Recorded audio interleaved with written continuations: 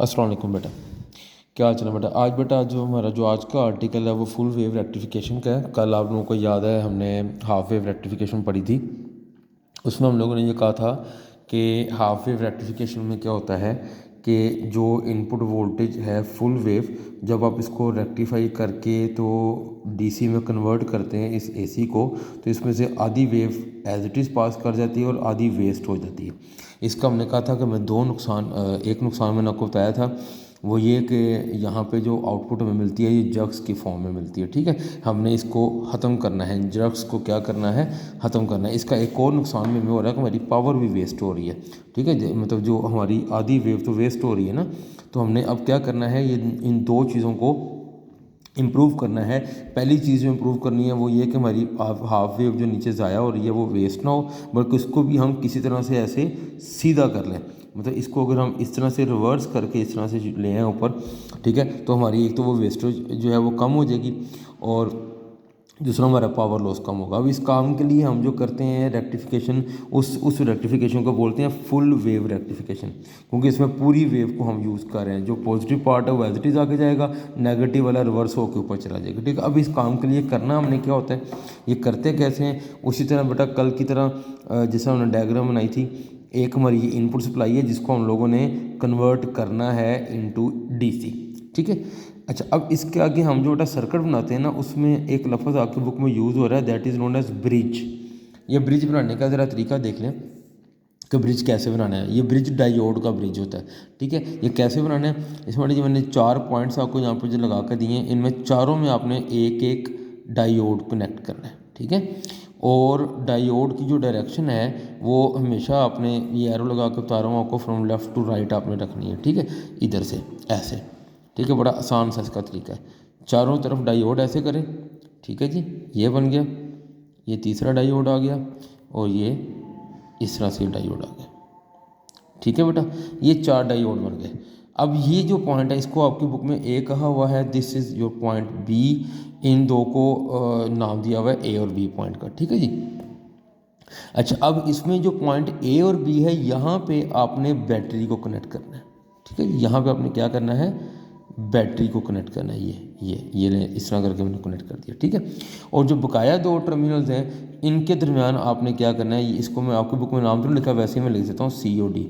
इन सी O D के दरमियान आपने क्या करना है, आपने एक रजिस्टर लगाना है और जिसको आपने ऐसे आपस में कनेक्ट कर देना है। यहाँ पे आपको एक बैंड सा नज़र आ रहा है, वो बैंड सिर्फ इसी चीज़ का है कि ये तारें आपस में कनेक्टेड नहीं है, ये वायर इस वायर के ऊपर से गुजर रही है। ठीक है, अगर वैसे डायरेक्ट शो करें तो ये फीलिंग आती है कि शायद ये आपस में कनेक्टेड है। ठीक है, दिस इज़ ये रेजिस्टेंस, आउटपुट रेजिस्टेंस। कल की तरह इस रजिस्टर के क्रॉस आपने सी आर ओ लगा के या किसी भी मेजरिंग इंस्ट्रूमेंट से आपने अपनी आउटपुट चेक करनी है। This is your output point, this is your input point. ठीक है, जहाँ पे आप वोल्टेज अप्लाई कर रहे हैं। ब्रिज बनाने का आपको समझ आ गई है, अब हम इसकी वर्किंग पढ़ते हैं। ठीक है, अब वर्किंग देखिएगा ध्यान से। पहला, अगर पॉजिटिव पार्ट जा रहा है वेवफॉर्म का, अगर पॉजिटिव साइकिल जा रहा है तो उसमें क्या होगा कि ये अपर साइड पॉजिटिव होगी और ये लोअर साइड जो है वो नेगेटिव है। यानी कि पॉइंट ए जो है वो पॉजिटिव पे चला गया और पॉइंट बी जो है वो नेगेटिव पे चला गया। ठीक है, अब आपको ये पता है कि जो किसी भी डायोड में से जो करंट फ्लो करता है वो हमेशा उसकी फॉरवर्ड बाइस कंडीशन में करता है। अगर कोई डायोड किसी वक्त भी रिवर्स बाइस कंडीशन में है तो उसमें से कोई करंट पास नहीं करेगा। अब अगर आप इस कंडीशन को देखें जहाँ पे ए वाला पॉइंट जो है वो पॉजिटिव है और बी वाला पॉइंट जो है वो नेगेटिव है, तो आप देख रहे हैं कि ये वाला जो डायोड, इसको हम D1 कह लेते हैं, जैसे आपकी बुक में लिखा हुआ D1, D2, it is D3 and it is D4। तो D1 फॉरवर्ड वाइज होगा क्योंकि इसका जो पॉजिटिव साइड है वो ए पॉजिटिव टर्मिनल के साथ कनेक्टेड है। इसी तरह ये जो D3 है ये भी फॉरवर्ड वाइज है क्योंकि इसकी नेगेटिव साइड जो है वो बैटरी के नेगेटिव से कनेक्टेड है। अगर आप D2 और D4 को देखें तो बोथ आर रिवर्स बाइस्ड।